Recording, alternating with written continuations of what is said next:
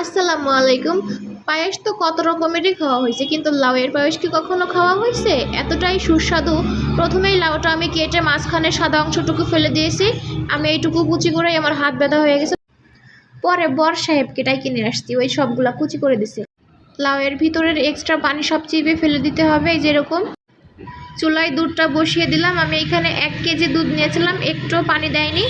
অন্য একটা কড়াইতে দিয়ে দিলাম পরিমাণ মতো ঘি, দারচিনি, এলাচ দিয়ে লাউটা ভেজে নিব।